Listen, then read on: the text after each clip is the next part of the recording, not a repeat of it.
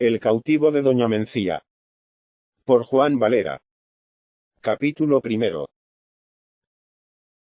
Pocos días recibí el prospecto de un libro muy curioso, que va a publicarse en Córdoba. Contendrá la historia de las ciudades, villas y fortalezas de aquel antiguo reino.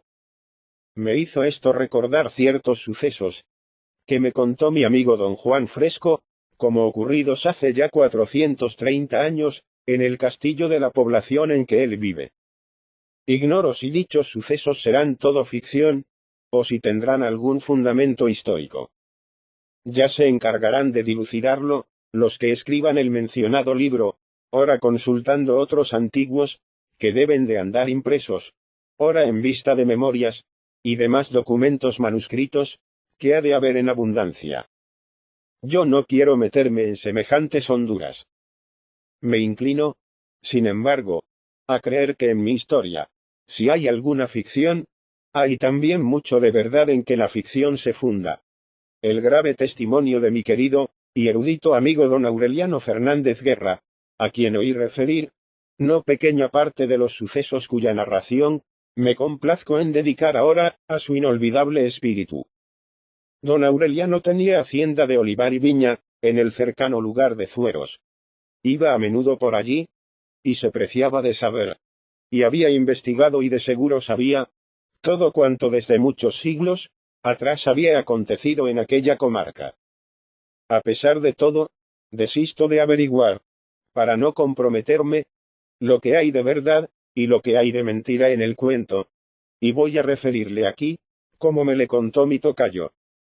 Los fuertes muros y las 8 altas torres están hoy como en el día que se edificaron. No falta ni una almena. Dentro de aquel recinto pueden alojarse bien 200 peones, y más de 80 caballos. De la cómoda vivienda señorial no queda ni rastro. Han venido a sustituirla un molino aceitero, con alfarje, trojes y prensas, que durante la vendimia sirven también de lagar, un grande alambique con agua corriente, y extensas bodegas para aceite, aguardiente, vinagre y vino. Allá por los años de 1470, era todo aquello muy distinto. Extraordinaria importancia estratégica tenía la fortaleza, como construida en una altura, sobre enormes peñascos, que en gran parte le servían de cimiento. En el centro había cómoda habitación, casi un palacio, donde se albergaba el alcaide o señor, que mandaba la hueste.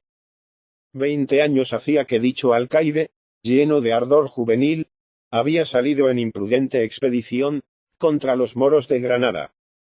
Pasando por Alcalá la Real, había entrado en la vega por Pinos de la Puente, causando mucho daño, talando algunos plantíos y sembrados, y cobrando no poco botín, en cortijadas y alquerías. Pero al volver rico y triunfante, para su castillo, en los agrios cerros, y en el espeso bosque de encinas, que hay entre Pinos y Alcalá, cayó en una celada que los moros, más de 1000 en número, le habían preparado. Y allí murió combatiendo heroicamente contra ellos. La viuda de don Jaime, que así se llamaba el muerto adalid, quedó como única señora y alcaidesa del castillo. Era su nombre doña Mencía. Sobrina del conde de Cabra, se había criado en la casa de aquel ilustre prócer. Apasionadamente enamorada del gentil caballero don Jaime, venido de Aragón, a ponerse al servicio del conde, y muy señalado ya, por su habilidad y su brío, en todos los ejercicios caballerescos, por sus notables proezas, y, hasta por su talento y maestría en el gay saber, el conde no tuvo que oponer razón alguna contra la boda, y consintió en que don Jaime y doña Mencía se casasen, dando en dote a la doncella el dominio y la alcaidía del castillo de que voy hablando. Sin duda, para mostrarse más digno de su encumbramiento, don Jaime acometió la arriesgadísima empresa que causó su muerte. 17 años acababa de cumplir doña Mencía cuando se quedó viuda. Amarga y desconsoladoramente lloró la muerte de su gentil e idolatrado esposo. Vistió severísimo luto, hizo una vida retirada, y en los 20 años que se siguieron hasta el día en que empieza esta historia, no salió del castillo, sino para dar solitarios paseos. En aquellos tiempos, las tierras todas del rey de Castilla, estaban llenas de discordias y alborotos. No había paz ni seguridad en parte alguna, sino robos, sangrientos combates, muertes y estragos. Los grandes señores, por particulares rencillas y opuestos intereses, se hacían cruda guerra unos a otros. El reino, además, estaba dividido en dos opuestos y principales bandos. Fiel uno al rey don Enrique, pugnaba por sostenerse en el trono. El otro le había negado la obediencia, le había depuesto en Ávila, con cruel e infamante ceremonia, y reconocía como soberano al príncipe don Alfonso, hermano menor del rey. El reino de Córdoba ardía en disensiones, como todo el resto del país.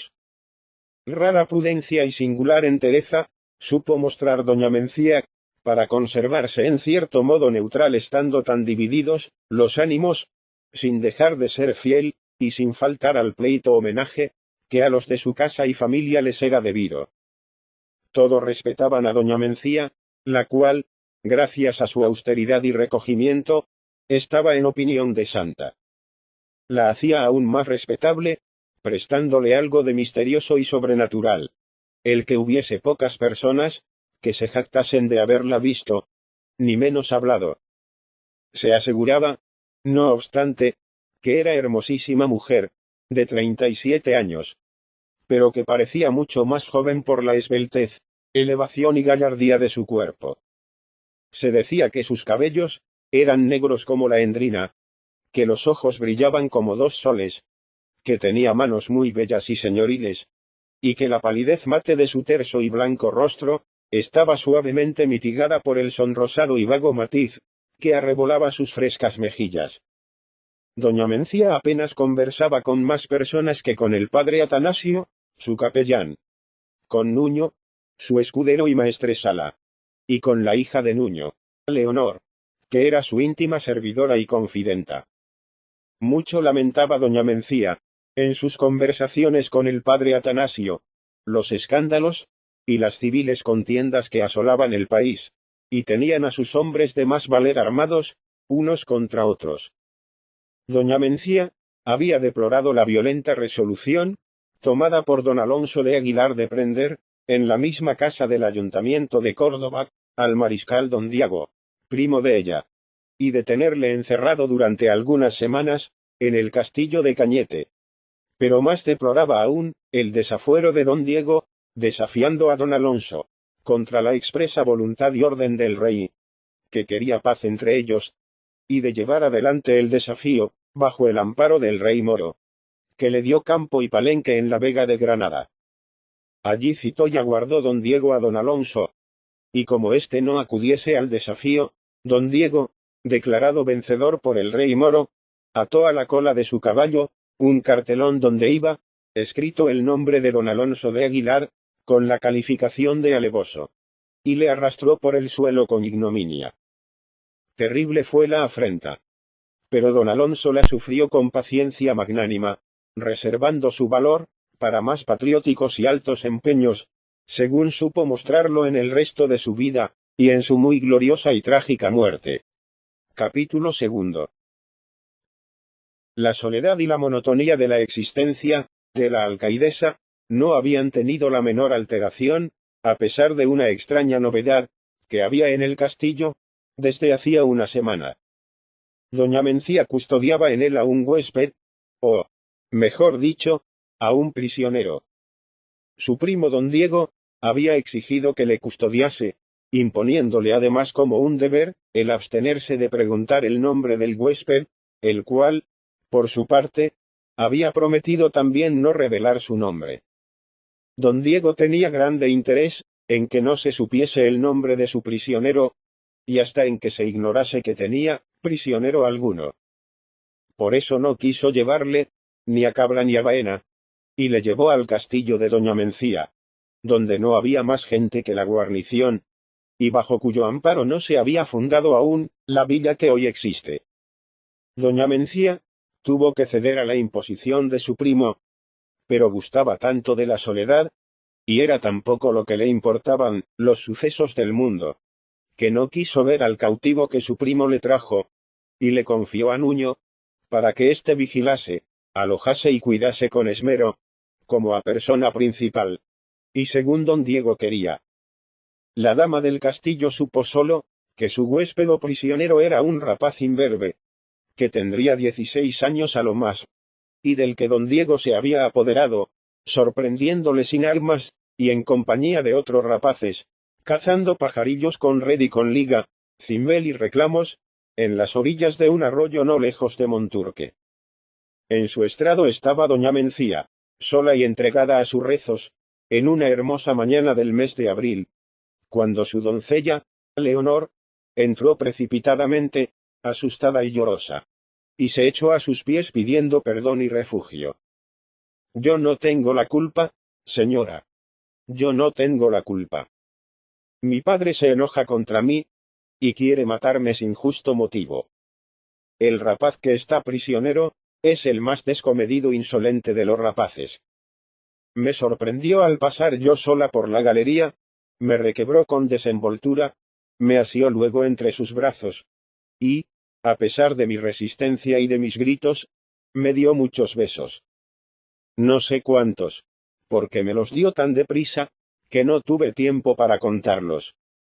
Llegó en esto mi padre, y agarró al rapaz de una oreja, tratando de castigarle. Pero el rapaz, que debe de ser fuerte y ágil, le echó la zancadilla, le derribó por tierra y se largó con risa. Mi padre se levantó renqueando, y, ansioso de vengar el agravio recibido, vino furioso contra mí. Yo, señora, me refugio aquí, y me pongo bajo tu amparo. Defiéndeme, señora. Mira que soy inocente. La grave doña Mencía frunció el entrecejo, al oír la narración de aquel lance, pero en la cara, en el acento y en las frases de Leonor reconoció su sinceridad, y que no era culpada. La levantó del suelo en que estaba de hinojos, y le aseguró que la defendería. Toda su cólera estalló con vehemencia, contra el atrevido rapaz, que con tan liviano desacato ofendía su casa. Llamó a Nuño, le exigió que absolviese a su hija de culpas que en realidad no tenía, y le ordenó que, sin entrar en nueva lucha con el rapaz, y sin acudir tampoco a otras personas, para que no se enterase nadie de lo ocurrido, trajese al rapaz a su presencia, para que ella le reprendiese duramente, como él merecía. Cumplió Nuño las órdenes, y pocos instantes después compareció el rapaz ante la hermosa dama, que le recibió, como juez severísimo, con imponente autoridad y compostura. Nuño y Leonor se retiraron a una señal de la dama. Esta quedó sentada en un sillón de brazos, como si fuera tribunal o trono. El rapaz estaba de pie frente de ella, con ademán muy respetuoso por cierto, pero en manera alguna temeroso ni turbado.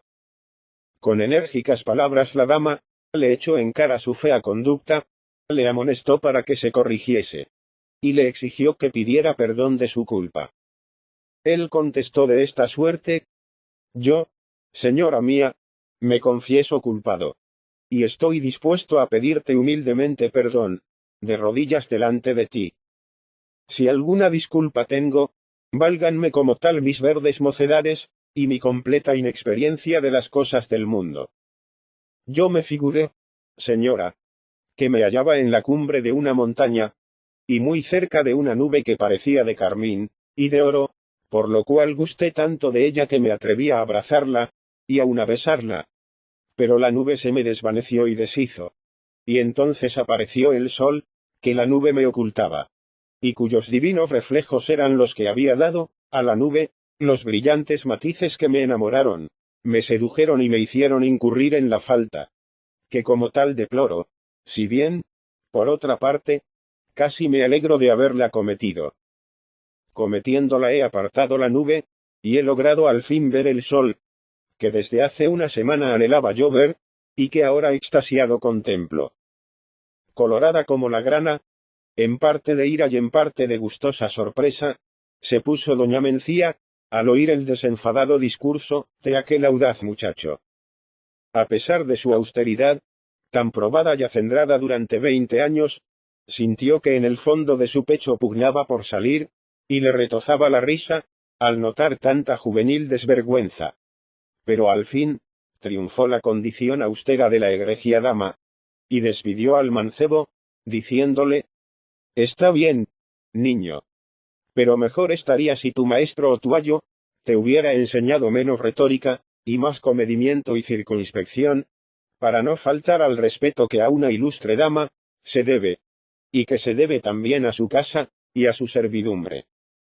Vete y corrígete, y haz de modo que no tenga yo que apelar a dolorosos extremos para poner coto a la audaz conducta de que parece que te jactas en vez de arrepentirte».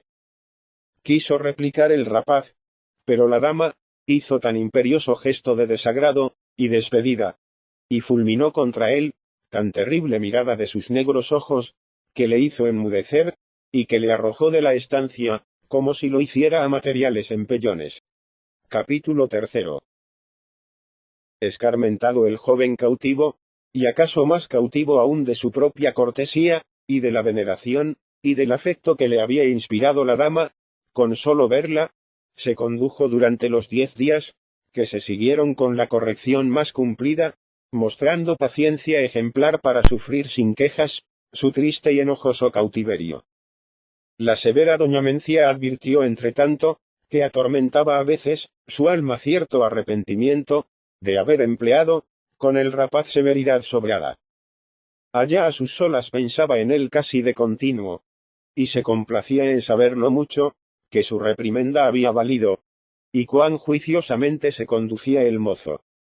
Luego recordaba su rostro, y toda su gentil figura, que no había dejado de examinar, cuando le tuvo delante de ella. Y por virtud de este recuerdo, vino a nacer en su alma la más singular alucinación, la más curiosa y rara fantasía que puede soñarse. En balde procuraba apartar de su mente aquel ensueño peligroso. El ensueño volvía con tenacidad sobre ella, y ni dormida ni despierta la dejaba en libertad y en sosiego. Imaginó que el insolente rapaz, a quien había reprendido, era el vivo retrato de don Jaime, su difunto esposo.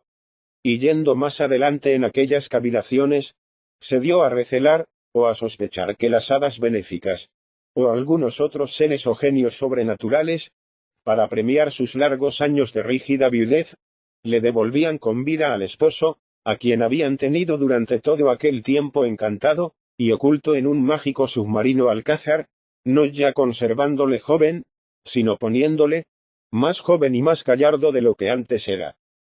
Y como las imaginaciones no vienen solas, sino que nacen unas de otras, enredándose y trabándose como áurea cadena, doña Mencía no se contentó con fingir, pasado lo que se acaba de decir, sino que se creyó conocedora y zahorí de lo presente, y aun inspirada profetisa para ver a las claras las cosas futuras. Así dio por cierto que el rapaz, su cautivo, llevaba en la frente la marca y el sello de un genio casi sobrehumano, y que delante de él se abrían luminosos horizontes de gloria, y largo camino de triunfos y de grandezas. Como quiera que fuese, doña Mencía no pudo resistir a la tentación de volver a ver al rapaz. Para cohonestarla, antes de caer en ella, se le ofrecían 3 razonables motivos. Era el primero que, en virtud de la buena conducta del joven, debía ella endulzar lo amargo de su reprimenda llamándole y dándole su absolución. Era el segundo que, por la gran diferencia de edad que entre ambos mediaba, el afecto de ella hacia él tenía mucho de maternal y muy poco, o nada de pecaminoso.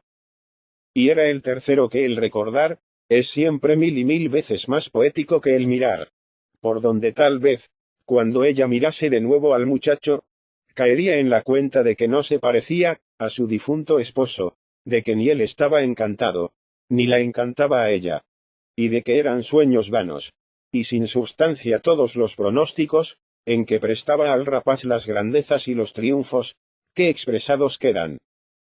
En suma, doña Mencía se humanó, se apiadó del aislamiento de su cautivo, y, en vez de dejarle comer solo, en la torre en que vivía, le convidó a comer a su mesa. Capítulo 4.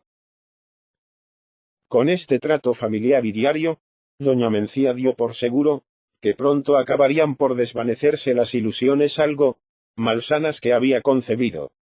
Pero, por desgracia, aconteció muy al revés de su buen propósito y honradísimo intento. Don Juan Fresco pasa aquí como sobre ascuas, sin aclarar ni determinar nada. Yo no he de ser más explícito y terminante que mi tocayo. Diré solo que, pocos días después, doña Mencía apareció más bella y remozada, iluminando su rostro, una alegría dulce, y mucha satisfacción y contento, vistiéndose con más primor, y saliendo a caballo a dar largos paseos, por los más solitarios y ásperos caminos, acompañada solo del mancebo cautivo, y del anciano Nuño, a quien el mozo había ganado la voluntad, y con quien estaba muy bien avenido. Nuño tenía además la más completa convicción de que el mancebo no perseguía ya ni inquietaba a Leonor, cuya honestidad estaba segura. Harto había notado Nuño la fina devoción y el acendrado rendimiento con que el mancebo cautivo miraba y servía a su señora. Pero no se atrevía a sospechar que ella pagase con amor tan delicados extremos, si bien advertía que a veces, bajo la ardiente mirada del joven, doña Mencía bajaba suave y lánguidamente los ojos, y tal vez se ponía encarnada como las amapolas. Y aún creyó percibir en ocasiones, por entre los párpados y sedosas pestañas de ella, asomar una lágrima, que más que amarga parecía ser de ternura. Tales observaciones daban vigor a sus sospechas, pero no tardaba en disiparlas la consideración de que el padre Atanasio, grave y reverendo siervo de Dios, comía siempre en la misma mesa con doña Mencía, y el mancebo y terciaba, al parecer, en todos sus coloquios. Por otra parte, no cabía en la imaginación, ni en el pensamiento de Nuño, que doña Mencía olvidase a su esposo don Jaime, y fuese infiel a su memoria. La desproporción de edad hacía, por último, inverosímiles las relaciones amorosas. Doña Mencía hubiera podido ser holgadamente madre de aquel lindo muchacho. De aquí que Nuño desechase siempre, como suposición maliciosa, la idea que a veces se le presentaba de que doña Mencía tuviese amores. Lo que tenía era afecto casi maternal, y algo de satisfacción de amor propio, y mucho de gratitud al considerarse querida. De esto sí que no dudaba Nuño. La admiración entusiasta y el vehemente enamoramiento del mozo estaban harto poco disimulados, y eran patentes a todos los ojos. Los guerreros de la hueste lo veían claro, y muchos de ellos, menos respetuosos que Nuño, y, con muchísima menos fe, en la probada austeridad y virtud de la alcaidesa, afirmaban, con más malicia que respeto, que aquella ilustre dama no desdeñaba las pretensiones del misterioso cautivo casi adolescente. Provino de todo ello un germen de disturbio, que hubiera podido terminar en escándalo, si la prudencia de Nuño no le hubiera sofocado al nacer. Juan Moreno Hueto, uno de los cabos de la hueste, favorito de Nuño y aspirante a la mano de su hija Leonor, a quien requería de amores, era asimismo respetuoso y ferviente admirador de doña Mencía. Y como oyese en cierta ocasión, en boca de algunos compañeros de armas, groseros chistes en ofensa de su señora, no pudo contenerse, y se decidió a castigarlos de palabras, y aun de obras. Por dicha, Nuño acudió a tiempo, y pudo evitar la inminente lucha, calmando los ánimos, restableciendo la paz, y procurando que no se divulgase lo que había ocurrido. Doña Mencía, no obstante, hubo de entrever algo del caso, y de sentirse lastimada y avergonzada de andar en lenguas de sus vasallos, y de ver que empezaba a perderse la inmaculada reputación que ella tan justamente había adquirido en 20 años de la vida más ejemplar, y de las más severas costumbres. Fuesen como fuesen sus relaciones con el rapaz misterioso, doña Mencía comprendió que daban harto pábulo a la maledicencia. Sin duda el padre Atanasio, que era su director espiritual, y, según hemos dicho, grave y severísimo, la amonestó o la reprendió, ora por el peligro a que se exponía, o por la ocasión que daba a que la censurasen. Si no había pecado, ora por el pecado mismo. Si, dejándose ella caer en la tentación, había cometido alguno. En resolución, las causas por lo pronto permanecieron ocultas, y cuando menos podía preverse, hubo un suceso inesperado. Revestido con las armas del difunto don Jaime, que parecían expresamente forjadas, a la medida del mancebo cautivo, apareció éste a la puerta del castillo, en una hermosa mañana del mes de mayo, acompañado de Nuño y de Juan Moreno Hueto, los tres en sendos caballos. Tomaron el camino de Cabra, y no tardaron mucho, en salvar la cima de los cercanos Alcores, perdiéndose de vista.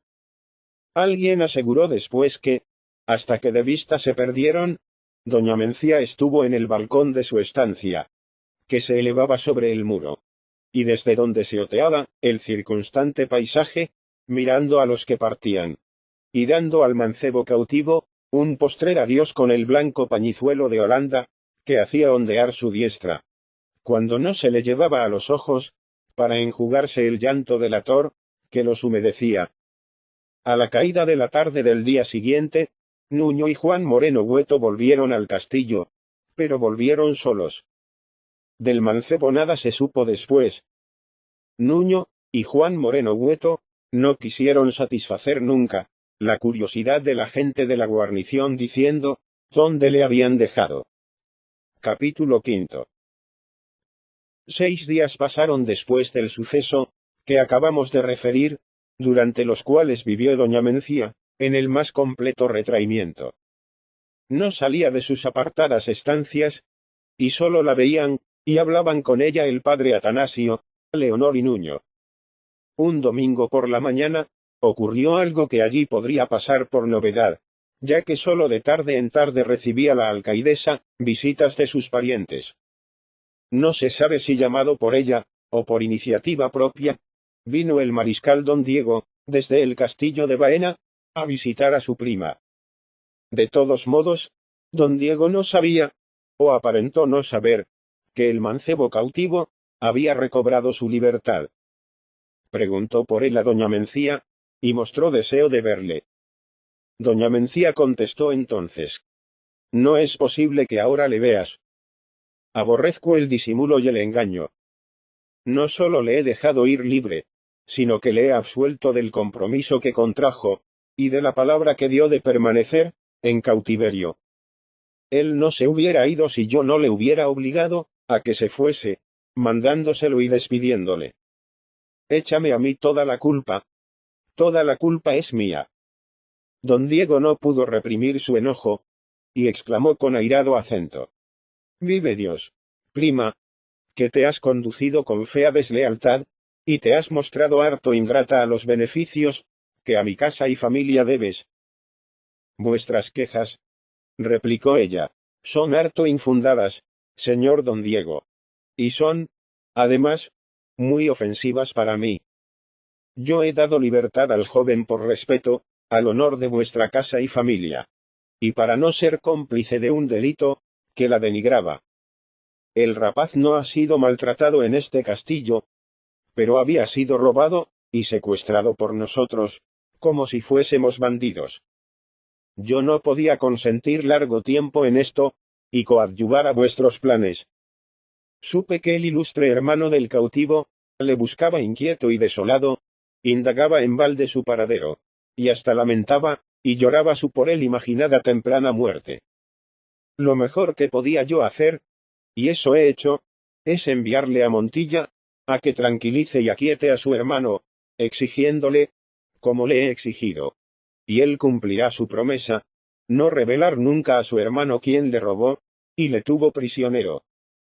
Mi deseo es que se restablezca la concordia entre vuestra casa y la de ellos, y sería nuevo inconveniente para mi deseo, se lograse que don Alonso supiera que el mariscal don Diego, de quien tantos agravios ha recibido, le había agraviado, también siendo el raptor de su hermano, a quien quiere con toda su alma. ¿No es de maravillar ese cariño?, dijo don Diego, porque el joven posee extraordinarios atractivos, se gana la voluntad de las personas a quien trata, aunque sean muy adustas, y si a él le roban toma represalias terribles, y, según parece, roba los corazones, y los trastorna y los hechiza por tal arte, que les hace olvidar los más sagrados deberes, y el conveniente decoro. Subió la sangre al rostro de doña Mencía, y le tiñó de rojo al escuchar aquellas palabras, pero con serenidad y calma, para que lo que había resuelto, no se atribuyese a momentáneo arrebato, sino a resolución premeditada, e irrevocable, dijo a don Diego de esta suerte: no hubiera yo presumido ni creído nunca, señor don Diego, que, faltando a nuestro parentesco, a nuestra amistad de toda la vida, y a cuanto un caballero cortés y bien nacido debe de respeto a una dama, hubierais vos venido a mi propia habitación, y entrado a insultarme, con injuriosas reticencias. De nadie dependo, y solo a Dios tengo que dar cuenta de mi conducta. Aunque fuese mala, no tenéis derecho para afrentarme, ni para acusarme, siquiera sea en términos embozados y ambiguos. Respetad a una mujer, como a vuestra hidalguía conviene. Y ya que juzgáis que yo me he conducido mal, en lo que importa al servicio de vuestra casa y familia, yo me extraño desde instante de dicho servicio. Por lo pronto, os ruego, dije mal, os exijo que salgáis de mi presencia. No tardaré yo en evacuar el castillo y fortaleza cuya custodia me habíais confiado. El alférez Calixto de Vargas quedará mandando la hueste, y, dentro de 24 horas, os haré entrega de todo. Yo me extraño, como acabo de deciros. Mañana mismo saldré de aquí, llevando en mi compañía a Nuño, a su hija Leonor y a Juan Moreno Hueto. El mayor favor que podéis hacerme, es no volver a acordaros de mí, y no empeñaros en averiguar ni a dónde voy, ni cuáles serán en lo futuro, mis propósitos y las andanzas de mi vida. Aunque harto sabía don Diego, que era irrevocable toda resolución que tomaba su prima, y que su carácter era más firme que la roca en que descansaba el castillo, a que ella había dado su nombre, todavía don Diego hubiera querido contestar a aquel discurso, y procurar amansar a la dama. Pero ella lo estorbó retirándose de súbito a su habitación más reservada, y cerrando la puerta de golpe. No se atrevió el mariscal a seguirla. No quiso tampoco enterar a nadie de los términos poco amistosos con que aquella entrevista había terminado. Y así, aparentando reposo, y sin dejar traslucir lo que pasaba, salió del castillo con los escuderos que le habían acompañado, y se volvió a Baena. Capítulo 6. Cruel y deshecha tempestad de encontrados sentimientos hubo de agitar aquella noche el alma de doña Mencía. Durmió poco, y se levantó del lecho apenas rayaba la aurora. Como si le quedasen pocas horas de vida, y estuviese a punto de desaparecer de sobre el haz de la tierra, dispuso de todos sus bienes, haciendo donación de las joyas, de los más ricos vestidos, y de parte de sus cuantiosos ahorros, a favor de Leonor, su fiel camarera. Hallándose presente ésta, así como también el padre Atanasio, hizo venir a Juan Moreno Hueto, y le indujo a contraer, con Leonor solemnes esponsales, que autorizó el padre Atanasio, prometiendo, por su parte, ser pronto el ministro que santificase por la virtud del sacramento, la unión de los novios. Confirmó doña Mencía al padre Atanasio una respetable suma de dinero, para que la repartiera con juicioso tino, entre los soldados de la hueste y los campesinos pobres de las cercanías. Y reservó, por último, buena porción de su caudal, para entregarla a la superiora del convento de Santa Clara, en Córdoba, antigua fundación del rey don Alfonso el Sabio, y de su mujer la reina doña Violante, hija de don Jaime de Aragón, el que ganó a los moros la ciudad de Valencia. En aquel convento, había determinado doña Mencía encerrarse para siempre, y acabar su vida. A fin de cumplir tan devota determinación, de que sólo dio noticia, entonces al padre Atanasio, se despidió de la hueste, como si tratase de hacer una breve ausencia, y acompañada solamente del mencionado padre, de Nuño y del futuro yerno de éste, salió para Córdoba aquel mismo día. Como los 4 iban en sendos caballos, ligeros y briosos, pudieron llegar, y llegaron, antes de anochecer, a la antigua capital del califato. Doña Mencía tardó poco en cumplir su propósito.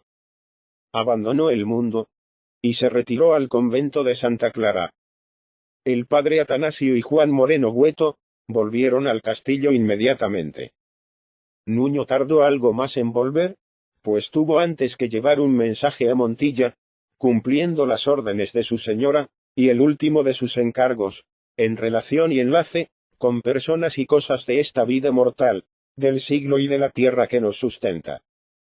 Nuño llevó a Montilla, y entregó recatada, y secretamente al hermano menor, de don Alonso de Aguilar, una extensa carta, escrita por doña Mencía, y que decía de esta suerte. Capítulo 7. Cuando te despedí pocos días ha desde el castillo, devolviéndote la libertad y mandándote, y exigiéndote que la recobrases, no tuve valor aún, para despedirme también de la esperanza, de volverte a ver en este mundo, oh, mi dulce y joven amigo. Tomada estaba ya, y escondida en el centro de mi alma, la firme resolución de no volver a verte nunca. Pero no quise decírtelo hasta ahora. Ahora que te lo digo, ahora que por última vez voy a hacer que mi palabra llegue hasta ti, aunque sea desde lejos, Dios habrá de perdonarme si me complazco en recordar mi extravío, no ya para llorarle y lamentarle arrepentida, sino para deleitarme y glorificarme con su recuerdo. Toda la austeridad de mi vida, durante 20 años, todo mi primer amor, suavemente conservado en la memoria, con afán religioso y puro como rescoldo del fuego, sagrado entre las cenizas del ara, y mi orgullo y el respeto debido al nombre que llevo, y a mi decoro de honrada y casta matrona, todo se desvaneció y falleció en mi alma el ver tu rostro, y al oír tus palabras, acaso desde la vez primera que me hablaste. No creas que me ofusqué, que me cegué, y que no comprendí desde el primer momento, la intensidad y la fealdad de mi delito, y el casi irresistible impulso que a cometerle me llevaba. Claro apareció en mi conciencia, el amor que me habías inspirado. Y cuán abominable, lo hacía la gran diferencia de nuestra edad, más propia que para convertirme en amiga, o en esposa tuya, para prestarme, con relación a ti, por manera espiritual, el casto y limpio carácter de madre. Yo, con todo, no supe resistirme. Fue mi pasión tan vehemente, que, no ya inútil, necia y vulgar me pareció la resistencia.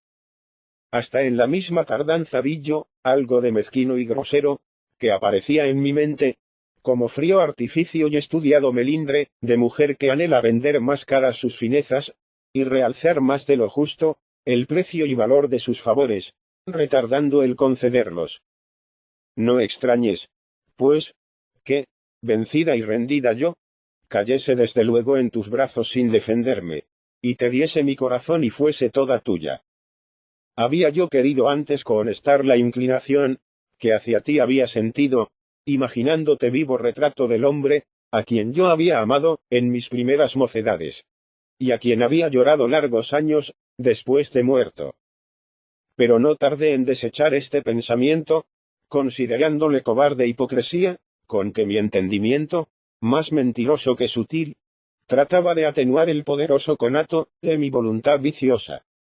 No me pareciste semejante a don Jaime, sino 1000 y 1000 veces mejor que él. Su imagen, grabada en mi alma, se borró, y desapareció. No bien vino tu imagen, a estamparse en ella, como sello y marca de esclavitud, que la hace tuya para siempre. Ni el temor de la maledicencia, ni el odioso pensamiento de que hasta tú mismo pudieras menospreciarme, y tenerme por liviana, nada me contuvo. La fuerza, no obstante, que no bastó para detenerme al borde del abismo, y para salvarme de la caída, me ha valido luego para romper materialmente el lazo para huir de ti, para levantarme lastimada y penitente, y refugiarme en este retiro. Yo no podía ser legítimamente tuya, Vivir de otra suerte a tu lado, hubiera sido escándalo, ignominia y vergüenza. Los sabios consejos de mi confesor, a quien dominando el rubor que encendía y quemaba mi rostro, mostré la herida, me prestaron aliento y brío, para desbaratar las cadenas en que me tuviste aprisionada, para apartarte de mí, y para tomar luego la determinación que he tomado. Dios, en su infinita misericordia, habrá de perdonármelo. No acierto a que así no sea. Ahora que me dirijo a ti acuden a mi mente, la turban, y la llenan de amargo deleite, aquellos momentos de embriaguez amorosa, y de completo abandono en que toda yo fui para ti, y creí que eras tú todo mío. Resuelta estoy a restaurar con plegarias, cristianas meditaciones y dura penitencia, la espantosa ruina en que mi virtud se deshizo. Humillada y contrita estoy, y con todo no noto en mí el arrepentimiento. A mi mente acuden en tropel ideas y razones, sino para justificar, para disculpar en parte mi pecado, y cuando no para absolverme, para mitigar la sentencia que me condena. A los indiferentes parecerá locura, lo que voy a decirte. A pesar de tu modestia, tú debes creerme. Algo de sobrenatural, del cielo sin duda en su origen, aunque torcido y maleado después por el infierno, ha sido el móvil principal de mi enamoramiento, y de mi súbita flaqueza. He sentido, al verte y al oírte, no atino a explicar, qué extraño modo de profética revelación, qué profundo convencimiento, qué fe, y qué segura esperanza, en tus futuros y soberanos destinos. Sí, yo no he amado solo en tu persona, al gallardo y floreciente mancebo, en toda la frescura y lozanía, de su edad primera. Yo he amado, y prefigurado en ti al héroe en flor, gloria y grandeza de la patria, al que contribuirá más que nadie a que Castilla, disuelta hoy en bandos, y asolada por guerras civiles, con España toda unida a Castilla, sea la primera de las naciones. Yo, no solo veía en tus ojos la llama del amor, sino la luz refulgente y el fuego del entusiasmo, con que un numen inspirador encendía tu alma. Yo veía lucir en tu frente, la estrella de la inmortalidad, y su resplandor me cegaba. Tus sienes, se me mostraban circundadas de un nimbo luminoso. Así explico yo, y así disculpo mi inevitable rendimiento.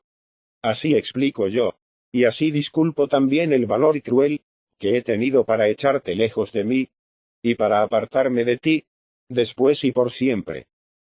Reteniéndote en mis brazos me hubiera rebelado yo, contra los designios y decretos del cielo. La gloria te quiere para sí, y yo no quiero ni puedo ser rival de la gloria. Bástame la que alcanzo con haber poseído tu corazón, y con que me hayas tributado las primicias de tu amoroso y juvenil afecto. Bástame, sobre todo, la gloria de haber sido acaso el primer ser humano, que ha visto con toda claridad en tu frente, el signo que Dios puso en ella, señalándote así para que honres, prosperes y ensalces a tu pueblo y para que venzas, y domines a los otros. Adiós. No me llores por desventurada. ¿Por qué no confesártelo? Estoy orgullosa y soy dichosa por mi propia falta. La única obligación tuya, lo único que me debes, es el cumplimiento de mi esperanza, y de la fe que puse en ti. No desmayes. Lánzate valerosamente, en el sendero de la vida.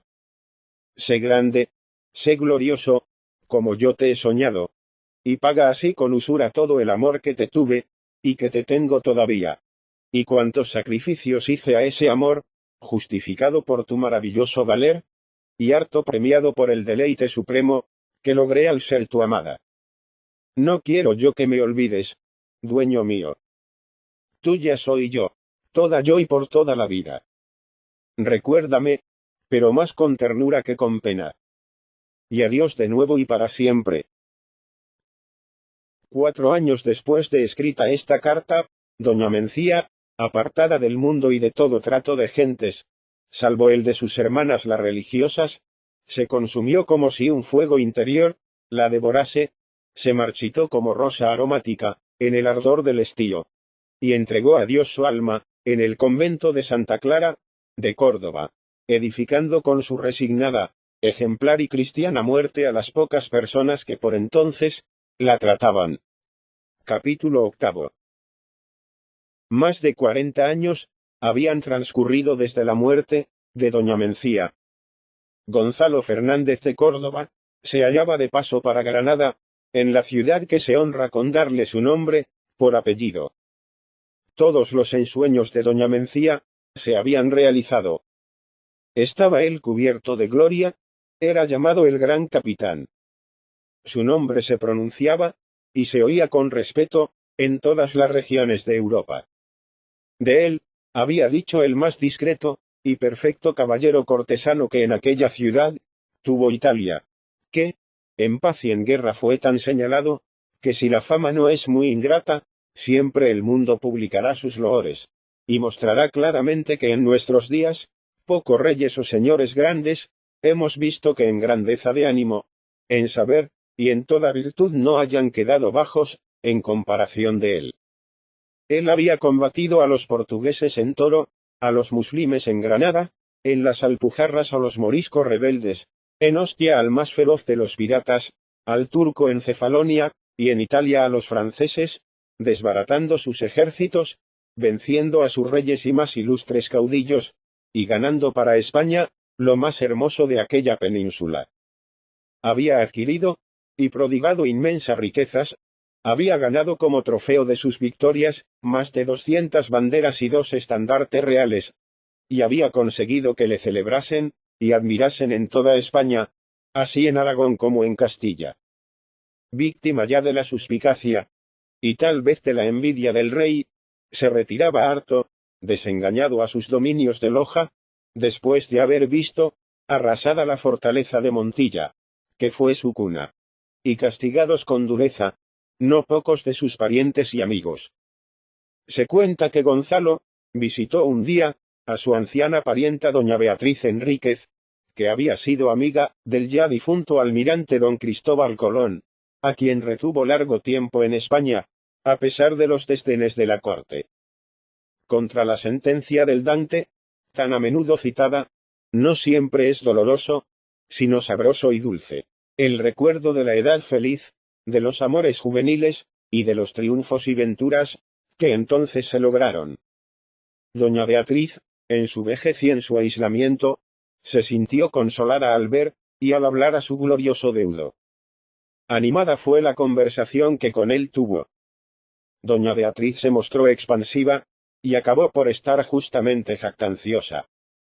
Declaró con orgullo que tenía por gloria suya, el haber amado al aventurero genovés, el haber descubierto y reconocido todo el valer de su espíritu, y el haber creído y esperado en la alta misión que le habían confiado los cielos, cuando todavía eran muy pocos los hombres que no le desdeñaban. Por mí, dijo, se quedó en España aquel hombre enviado de Dios.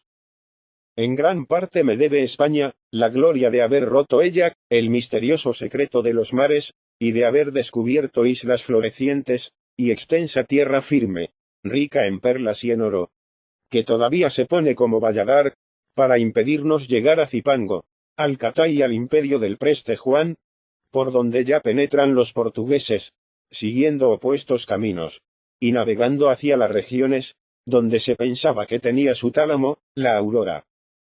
El gran capitán comprendió, y aplaudió el orgullo de su parienta.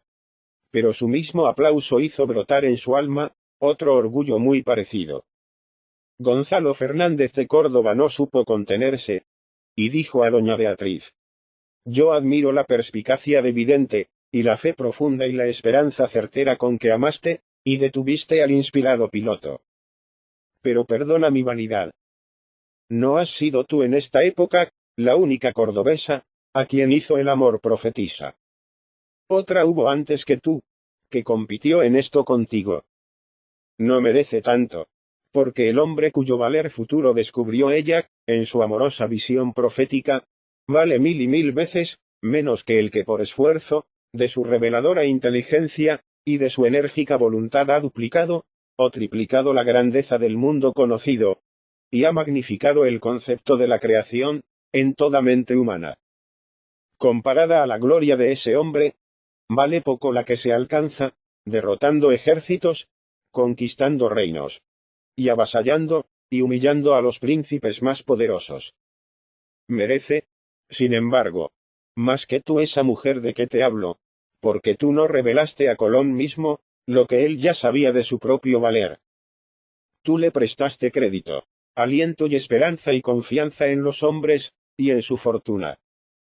Pero esta mujer de que te hablo, en su exaltación de amor hacia mí, porque fue mi enamorada, no se limitó a darme crédito, aliento y esperanza, sino que hizo patente a mi alma, la por ella soñada grandeza que mi alma tenía, me infundió la fe que en mí puso, convirtió mi ambición en deber de gratitud, hacia ella, y me obligó a ser grande para que ella no fuese, ni motejada de lejera, ni tenida por mentirosa. El gran capitán no supo callar entonces. Contó a doña Beatriz los fugitivos amores de su mocedad primera. Y hasta hay quien dice que le citó, asomando el llanto a sus ojos, algo de la carta que le había escrito doña Mencía, y que él conservaba piadosamente en la memoria. Gonzalo dijo por último: quiero confesarte, con el debido sigilo, que después he amado a otras mujeres, y he sido amado por ellas. Ninguna, sin embargo, ha derribado, y arrojado del santuario de mi alma, la venerada imagen, puesta allí sobre todo lo terrenal y caduco, de la mujer que me reveló a mí mismo mi ser propio. Que tal vez con la virtud creadora de su amor, sembró en mi espíritu el germen de todo lo bueno, y de todo lo noble, que he podido hacer en mi vida. Al referir esta historia que me contó don Juan Fresco, y cuya certidumbre confirmó, hasta cierto punto, mi querido amigo don Aureliano, no puedo menos de recordar un estudio que escribió, y publicó, años a, Rosa Cleveland, hermana del que fue presidente de los Estados Unidos. El estudio se titula Fe altruista, y procura demostrar que la capital misión de la mujer es la de revelar al hombre sus altos destinos, alentarle en la lucha, e inspirarle el brío y la confianza que son menester para alcanzarlos. Madrid, 1897.